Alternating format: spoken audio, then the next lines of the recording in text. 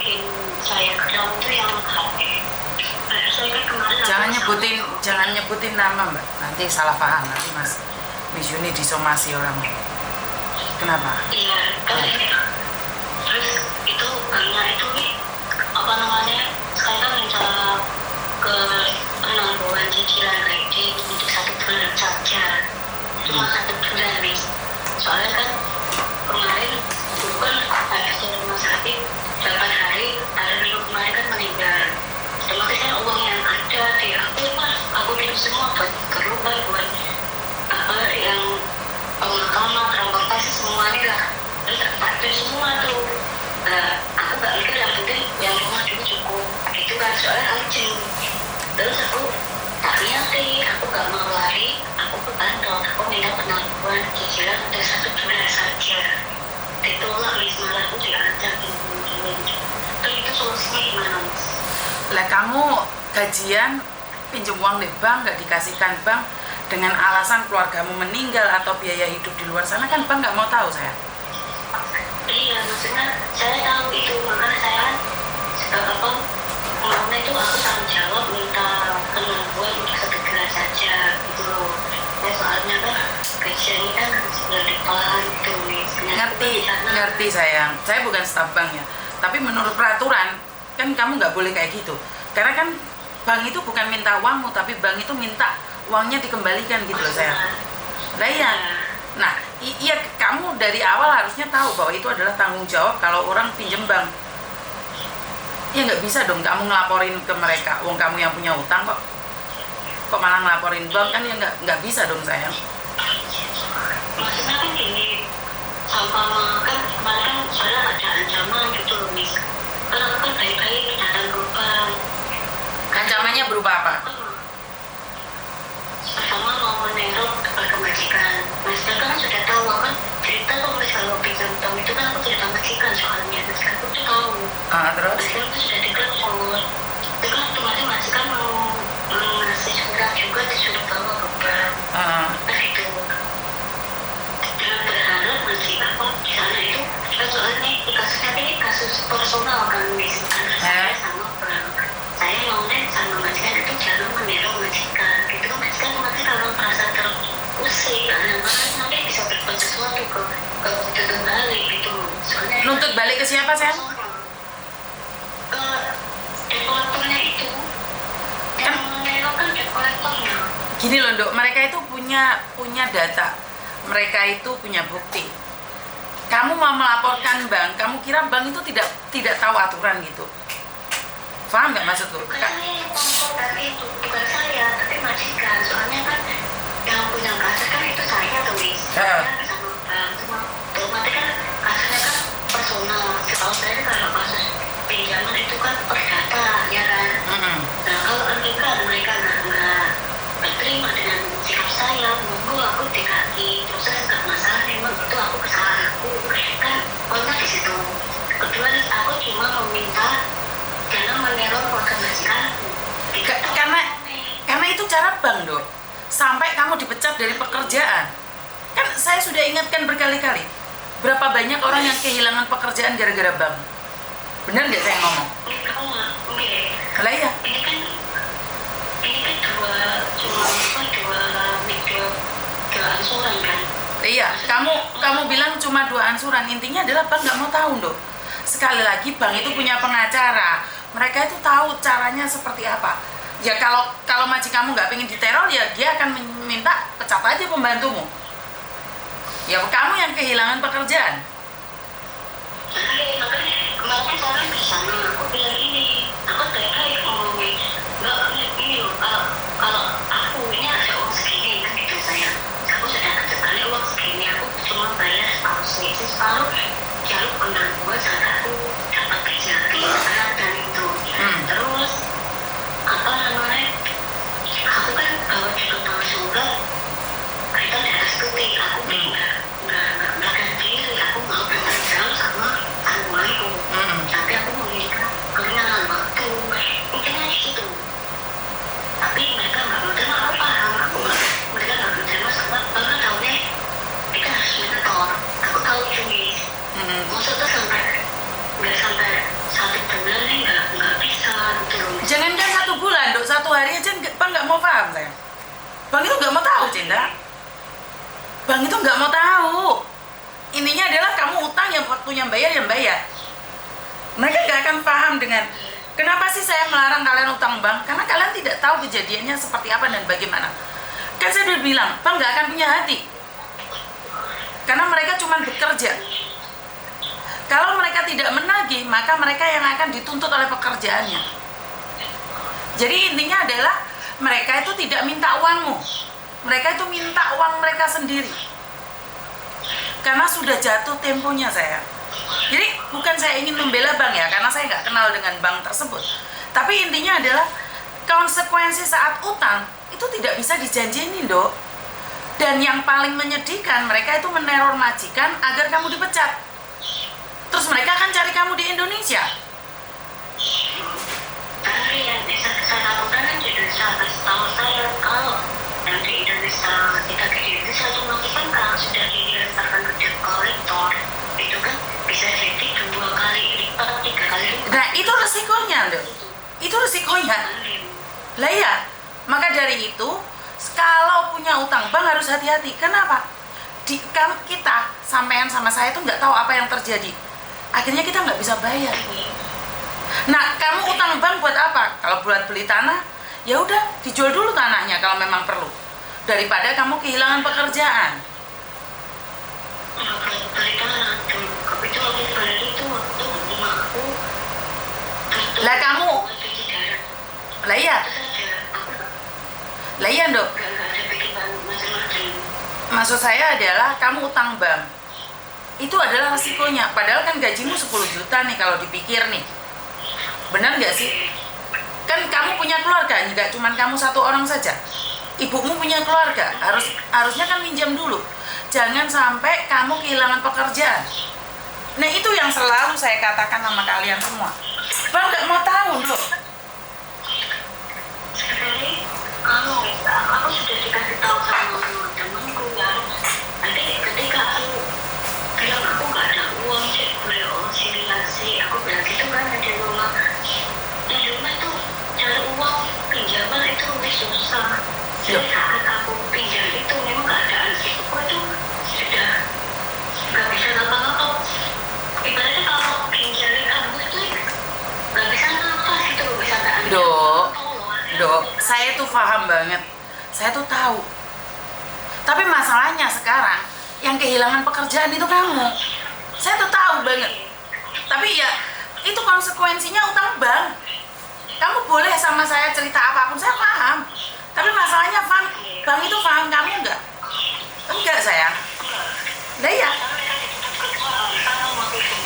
Mereka nekat Dok. Mereka nggak peduli. Mereka nggak peduli dengan apa yang kamu katakan. Karena mereka bekerja sayang. Mereka sudah ngeluarin uang ke kamu, yaitu konsekuensinya dan resikomu. Jadi saat kami ya, aku ibaratnya, pokoknya mereka nggak bisa tak nego, sama mereka nggak bisa nego. Andai kan aku, setelah kamu mau percaya aku seperti apa, yang penting aku mau tanggung jawab. Itu bisa diselesaikan secara fair, nggak sampai membuat kerebutan gitu loh. Maksudnya boleh diselesaikan dengan cara apa? Kan kemarin kan mereka mau sindik saya, betul kan? Sebenarnya mereka itu kalau nggak bisa bayar, kamu aku gitu ke pengadilan yang menghubungi kan gitu. Mereka bilangnya gitu. Meskipun itu dari sebagai teror, bagi itu sudah poin pengaruh sama bagi saya itu bisa bagi saya. Terus pengaruh sama. Pengasih. Aku bilang, aku masih berusaha. Kalau andai kan aku memang jalurnya seperti itu, monggo silakan. Aku tapi nggak pernah berniat kabur atau melarikan diri. Tak ada tapi memang keadaan kayak gini lah. Bisa aku minta ke Renat, nanti aku bisa bersabar. Ngomongan ini aku ini caranya benar-benar nggak bikin budaya gitu. Silakan kalau mau memproses saya, aku itu memang nanti kan mereka memproses saya. Apakah mereka itu masih menuntut uangnya kembali apa? Ya jelas no. Ya jelas no. Ya tetap harus dikembalikan uangnya. Malah kamu bisa jadi urusannya panjang kali lebar. Karena kan kalau utang bank itu per hari bunga, Dok. Dan kalau sampai itu dilempar ke Indonesia kan jadinya maafan. Jadinya kamu ribet. Bisa-bisa utang yang cuma 10 juta membengkak jadi 100 juta. Dok, ojo sambil nyapu, Dok. Jangan sambil jalan. Kamu ini orang pembersihan itu lah ditinggal loh, Miss. Oh, ditinggal. Ya intinya adalah apapun yang mereka lakukan itu mereka menuntut uangnya kembali. Bukan berarti kamu dilaporin ke polisi terus habis itu kamu nggak perlu balikin utangnya. Enggak, sayang. Konsepnya nggak gitu. Enggak paham itu maksudku gini, Mas. Ada penangguhan, akan menjadi penangguhan enggak, soalnya kemarin suamiku kan tahu aku benci kan cuma suamiku kan, aku nggak mau bebanin aku bapakku. Aku bilang jajah sih boleh kok sih tahu jadi 1 bulan naik kalau mencari gajiku jadi nggak usah, tapi nggak mereka nggak terima waktu jalan beberapa hari ke depan. Itu tuh kemarin kan apa aku disomasi kan, masih. Oh, nggak ngerti aku masalah somasi enggaknya, saya nggak tahu, Mbak. Intinya adalah kalaupun mereka tidak mencompasi dirimu, itu kan bunganya semakin berkembang dan berkembang. Dan saya takutkan adalah kamu itu uang 10 juta berubah menjadi 100 juta itu loh. Lah kamu sanggup nggak dengan itu? Kalau kamu sanggup ya udah nggak apa-apa. Karena bank nggak akan peduli, sayang. Oke. Makanya aku minta solusi sampean. Ini solusinya kalau dibayar ini yang maaf nanti yang swasta yang bukan swasta ini itu kalau dikasih separuh mereka menerima enggak. Loh iya, sekarang sama bayar aja dulu, menerima enggaknya kan kita nggak tahu. Jadi dibayar aja dulu, walaupun separuh dibayar aja dulu. Soalnya kalau yang begitu mereka memberi jangka waktu masih menerima, tapi yang swasta ini yang ini betul. Ya, kan berarti kan sama punya utang bank bukan cuma 1, Mbak.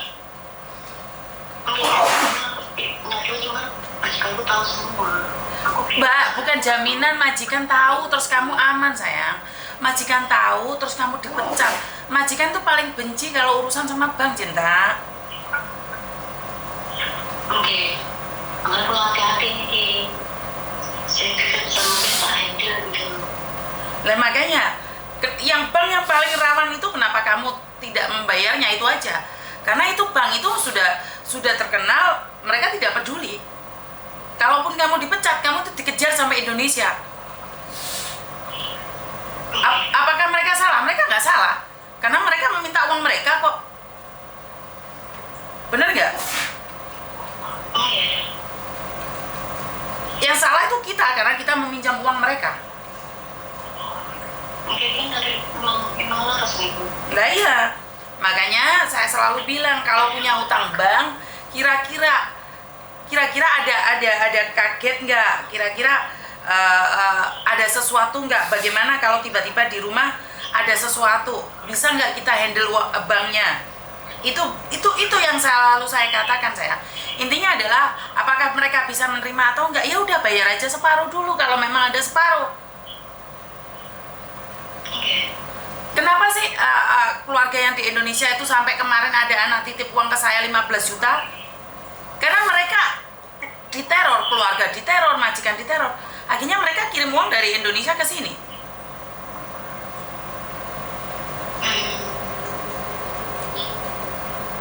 Iya. Emangnya mereka takut Dok dengan majikamu atau apapun? Karena mereka punya pengacara yang saya kira mereka nggak menye-menye gitu loh. Pengacaranya hebat-hebat toh pastinya. Mereka berbadan hukum loh. Mereka berbadan hukum loh. Dan makanya kamu tahu, harusnya kamu juga ngerti. Itulah konsekuensinya kalau utang bank, sayang. Mereka nggak punya perasaan. Mereka pikirkan hukumnya itu sama dengan Indonesia. Loh, hukumnya sama Indonesia. Kemarin ada orang dituduh mencuri, nggak mungkin dong kasusnya sampai panjang kayak gitu. Minta maaf kan selesai. Di Indonesia kan kemarin ada orang nyuri coklat di supermarket, minta maaf selesai. Di Hong Kong selesai nggak, Dok? Enggak. Lah, di sidang, di penjara. Lah kok kamu bilang sama aja dengan undang-undang di Indonesia? Di Indonesia nggak bawa KTP masuk penjara nggak, Dok? Enggak. Di Hong Kong masuk nggak, Dok? Masuk penjara. Lah karena itu kenapa kamu menyamakan undang-undang Indonesia dengan Hong Kong, sayang? Kan maksudnya itu kan masalah perbankan gitu loh. Masalah perbankan di Hong Kong lebih ketat, sayang. Oh, Di Hong Kong lebih ketat tuh tentunya, dan mereka bank besar loh. Tentunya mereka ada pengacara loh, sayang. Lo beda sama Bank Indonesia. Lah pinjol-pinjol kamu bisa melaporkan mereka. Lah tapi mereka adalah bank-bank besar, terus apa ya gak kamu bunuh diri, sayang? oke. Lah iya, karena itulah saya cerewet banget jangan utang bank. Tapi sekali lagi adalah itu hak kalian secara mutlak. Tapi resikonya kamu sendiri yang tahu. Bener nggak, sayang? Kalau sudah gini gimana? Ya tetap sekarang kamu harus bayar, walaupun ada separuh atau mereka nggak mau paham atau apapun itu urusan mereka. Yang penting kamu sekarang bayar dulu. Kamu nggak akan tenang, Dok, punya utang bank, Dok. Oke. Jadi intinya adalah kamu bayarin dulu, itu lebih baik, walaupun cuma separuh. Oke, terus kan kalau kan kayak ningali ikut topik ningali seperti nama kayak sampai kali rencana-rencana yang nanti sama kasus sama saya itu kan gini, kalau ada pengancaman dari debt collector itu kita bisa pakai polisi. Itu benar bang, misalnya kan seperti mereka teriak-teriak di rumah majikan, terus berarti sampai menggunakan fisik, berarti itu masih itu mereka bisa dipoking kan? Mereka nggak akan melakukan itu, Dok. Itu hal yang bodoh. Soalnya yang kemarin yang aku lihat di salah satu YouTube lupa namanya apa itu, yang dekoratornya itu tuh teriak-teriak di depan rumah majikan gitu. Terus akhirnya majikannya itu panggil polisi. Iya, kan itu mengganggu majikan. Tapi mereka kan walaupun dipokingin kan mereka punya badan hukum juga, sayang. Mungkin itu. Terus kemarin majikan gue bilang sebelum aku jalan kemarin ke kantor, majikan gue bilang gini, kamu bawa ini surat ini kamu bawa ke kantor. Nanti kalau mereka masih apa ibaratnya ya lah, di cara pas ini ya ngomong majikan itu juga pengacara. Apa sini, gue ojo ngerti, mau tuh berarti kalau tadi mau cakap, gue ojo ngerti, soalnya dia tanggung jawab dengan bayar. Tapi kalau andai kalimat mereka tidak bisa mengkai keringanan, aku sudah tindak. Nah sekarang gitu kemarin. Ya, saya kurang tahu ya, Dok ya. Ya kalau majikanmu bertindak ya udah suruh aja bertindak. Karena intinya Pak nggak mau tahu, sayang. Iya, tapi dalam pikiran aku kan gini, andai kan aku mau gaji awal, mau kasih ke soalnya apa? Dalam otakku sendiri pribadi misalnya, ini sampai apa? Aku bisa batas bos. Nah, sing di bersangkutan itu pasal ini kan personal antara aku sama pemibah kan gitu mis. Lah ada kan aku nggak aku yang ngomong aku tinggal negeri dan aku jamaris. Pertama nanti aku lo coba itu soalnya masih aku soal pinjam uang yang boleh masuk aku harus sensitif memang. Aku untuk ini lah orang. Iya, saya tidak bisa memberikan solusi untuk bank, Dok. Kan kamu bilang ada separuh, ya udah bayar aja separuh. Terus andai kan ini tadi sekalian aku cakap, andai kan kalau hal terburuknya aku sampai di internet, nah untuk tadi tak mau kebikin, kan ini kalau kita masih ada sambutan itu masih bisa diproses lagi terus. Tergantung. Jika majikanmu menulis surat jelek ke imigrasi, itu akan menjadi perhatian bagi imigrasi untuk mengeluarkan visa kamu. Karena akan dikatakan bahwa kamu menimbulkan kegaduhan. Jika majikan komplain ya. Selagi majikan nggak komplain, pihak bank nggak bisa blacklist kamu. Yang bisa blacklist kamu itu cuma imigrasi. Jadi kamu harus baik-baik sama majikan. Seandainya dipecat, ya kamu memang harus pulang ke Indonesia, itu pertama. Dan kedua, apakah ada orang mau kamu? Nah ini pertanyaannya. Setelah kamu dipecat itu, dengan rekod kamu punya utang bank, apakah ada orang yang mau kamu? Ini pertanyaannya. Dan apakah visanya bisa turun atau enggak, kan nggak tahu. Kenapa? Oke, kan sama kita kan otomatis kalau seperti ini kan kita mikirnya kan lebih jauh lagi. Ya itu resikonya utang bank, sayang. Oke. Itu resikonya utang bank, cinta. Kenapa Miss Yuni sangat cerewet sekali? Utang bank sesuai dengan gajimu. Dan seandainya ada sesuatu yang mendadak, kamu itu bisa handle. Tidak perlu kelabakan seperti ini, seperti itu. Ya, like kamu sekarang punya uang separuh, ya bayar dulu separuh, itu menurutku.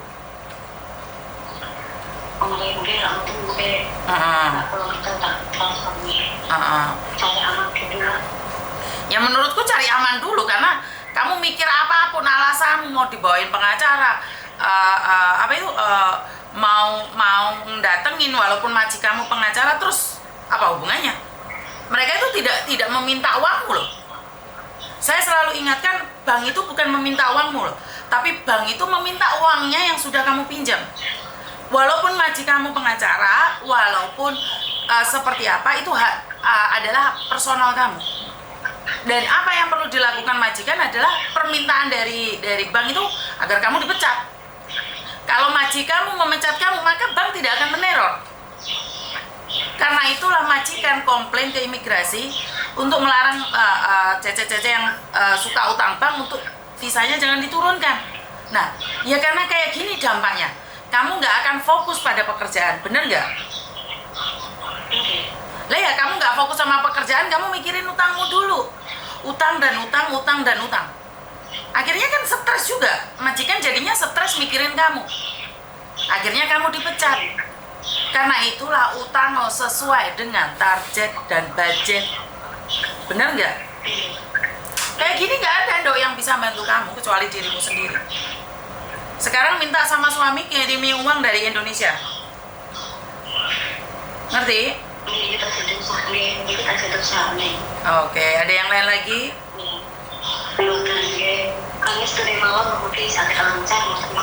Terima kasih.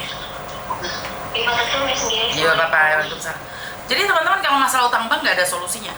Kalau ada utang bank nggak ada solusinya. Lebih hati-hati lagi. Itu aja dari saya. Kurang lebihnya saya minta maaf, dan wassalamualaikum warahmatullahi wabarakatuh. Berkat Tuhan mengalir atas hidup kita semua. Semoga semua makhluk hidup bahagia, dan terima kasih. Bye-bye.